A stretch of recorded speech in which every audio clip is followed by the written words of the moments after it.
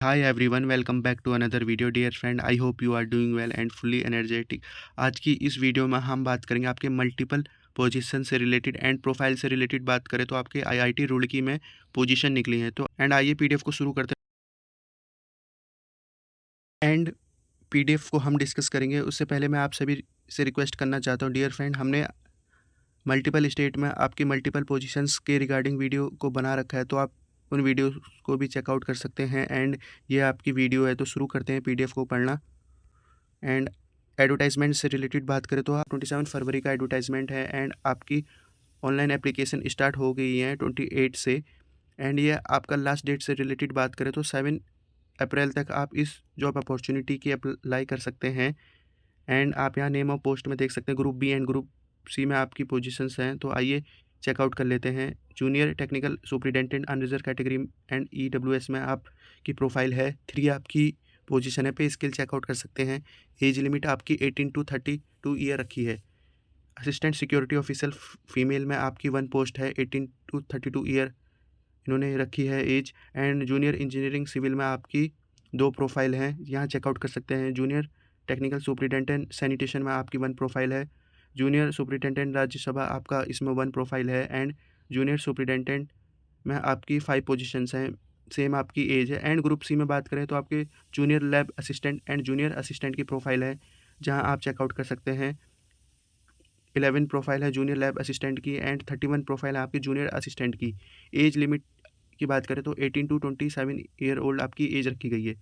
तो dear friend, ये आपकी प्रोफाइल से रिलेटेड हमने बात कर ली है। एंड क्वालिफिकेशन एंड एक्सपीरियंस को हमें अच्छी तरीके से समझना है, तो हम इस पर एक बार चेकआउट कर लेते हैं। जूनियर टेक्निकल सुपरिटेंडेंट में आपका एमएससी चाहिए electronics, computer science, chemistry and physics में, या आपके पास बीई बीटेक हो या बीएससी हो, आपके पास 2 ईयर का रिलेवेंट एक्सपीरियंस। तो आपको समझना है कि काफ़ी इसमें आपकी क्वालिफिकेशन है, या तो फिर आपके पास एमसीए हो 1 ईयर का एक्सपीरियंस और कंप्यूटर नॉलेज के साथ। तो आप समझ सकते हैं, अगर आपके पास एमएससी है electronic computer science, chemistry physics और बीई बीटेक है, तो आप एज ए फ्रेशर अप्लाई कर सकते हैं। तो आपको इस चीज़ का ध्यान देना है कि इन्होंने एक्सपीरियंस भी किसी में मांगा है आपकी एजुकेशन के बिहाफ पर। एंड असिस्टेंट सिक्योरिटी ऑफिसर में बात करें तो फीमेल्स में आपका ग्रेजुएशन चाहिए with 4 year relevant experience and should have military और NCC and fire fighting training आपका सर्टिफिकेट इन्होंने मांगा गया है। Be to able drive light vehicles motorcycle and handle fire alarms in additional having the sound health and active habits. तो इस बात का आपको ध्यान देना है जो भी हमारी फीमेल कैंडिडेट है। Move on the other opportunity. Junior engineering में बात करें तो आपका सिविल में है, डिप्लोमा है मांगा है आपका सिविल इंजीनियरिंग में 3 ईयर का। एंड प्रेफरेंस फर्स्ट क्लास को इन्होंने मांगी गई विद 3 ईयर रिलेवेंट एक्सपीरियंस। तो आप यहाँ चेकआउट कर सकते हैं, नोट को आप पढ़ सकते हैं। जूनियर टेक्निकल सुपरिटेंडेंट सैनिटेशन में आपका BSc plus diploma in public health and sanitation हो आपके पास, या आपके पास सीनियर सेकेंडरी में साइंस स्ट्रीम हो प्लस आपने diploma in public health and sanitation किया हो और आपके पास 3 ईयर का एक्सपीरियंस हो इन रेपुटेड ऑर्गेनाइजेशन। तो आप चेकआउट कर सकते हैं बीएससी प्लस आपका डिप्लोमा पब्लिक हेल्थ सैनिटेशन में एज ए फ्रेशर आप डेफिनेटली अप्लाई कर सकते हैं। एंड जूनियर सुपरिटेंडेंट राज्यसभा में आप यहाँ चाहिए पीजी आपके पास हो हिंदी में and prescribe by bachelor degree with English as a subject. तो आपको इस बात का ध्यान देना है, या आपके पास बैचलर डिग्री विद हिंदी हो एंड 1 कंपलसरी सब्जेक्ट हो post graduation in English from a recognised university. At least 1 year का आपका रिलेवेंट ट्रांसलेशन एक्सपीरियंस होना चाहिए। एंड या आपके पास English as a essential subject आपने पढ़ा हो 10+2 में एंड देयरफॉर आपके पास बैचलर डिग्री है हिंदी में, मेंटेन सब्जेक्ट आपने किया हो उस पर, और आपके पास 3 ईयर का एक्सपीरियंस हो। इस बात को आपको ध्यान देना है। फ्रेशर भी अप्लाई कर सकते हैं पीजी वाले, एंड जिनके पास बैचलर डिग्री है उनको इन्होंने एक्सपीरियंस मांगा है 3 ईयर का ट्रांसलेशन में, किसी भी सेंटर या स्टेट आप गवर्नमेंट में आपने वर्क किया हो। जूनियर सुपरिटेंडेंट आप यहाँ समझ लीजिए मास्टर डिग्री चाहिए। एंड और अगर आपके पास बैचलर डिग्री है तो उसके साथ 2 ईयर का एक्सपीरियंस इन्होंने मांगा गया है। And computer office application and securities practice की आपके पास नॉलेज होनी चाहिए। 7 प्रोफाइल की बात करें तो जूनियर लैब असिस्टेंट की तो बैचलर डिग्री चाहिए आपको अप्रोप्रिएट फील्ड में, बीसीए हो आपके पास, डिप्लोमा हो इंजीनियरिंग में 3 ईयर ड्यूरेशन का, एंड आपके पास कंप्यूटर नॉलेज हो।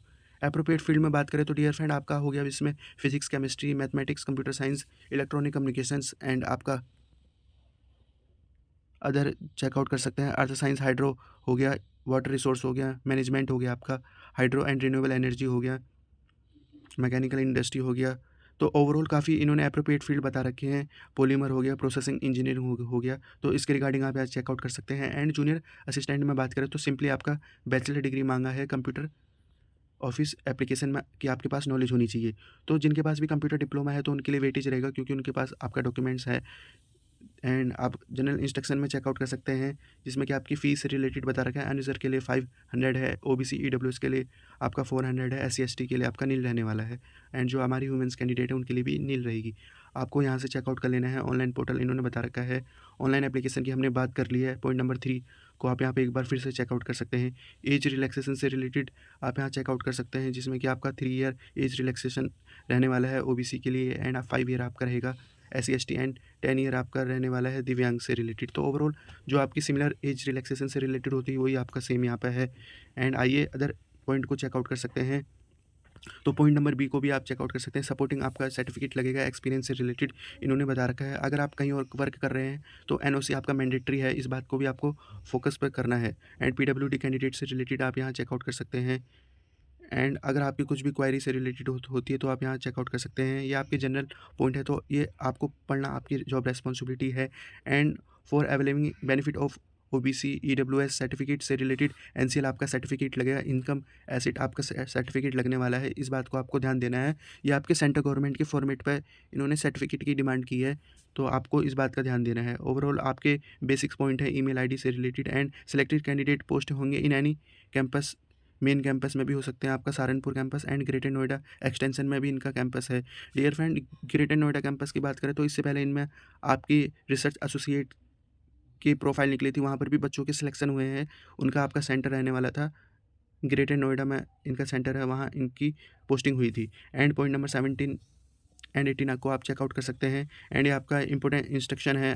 तो ये हमारी 4 पेज की पीडीएफ थी, इससे रिलेटेड हमने सभी इंपॉर्टेंट पॉइंट को चेकआउट कर लिया। फर्स्ट ऑफ ऑल हमारे लिए एजुकेशन एंड इसेंशियल एजुकेशन मायने रखती है, तो हमने उसको अच्छी तरीके से समझ लिया है। फीस से रिलेटेड हमने बात कर ली है। तो काफ़ी प्रोफाइल पर इन्होंने वैकेंसी पर आपके एक्सपीरियंस नहीं मांगा गया है। अगर आपके पास हायर एजुकेशन है एंड जिसमें कि आप चेकआउट करें जूनियर असिस्टेंट, जूनियर में लैब असिस्टेंट में आपकी फ्रेशर के लिए अप्लाई कर सकते हैं। लगभग सभी पोस्ट पर आप एज ए फ्रेशर अप्लाई कर सकते हैं। तो ये थी आज की अपॉर्चुनिटी जिसमें कि हमने आईआईटी से रिलेटेड बात की है। तो रखते हैं इस वीडियो को इसी पॉइंट तक। एंड आप सभी को इस जॉब के लिए अप्लाई करना चाहिए।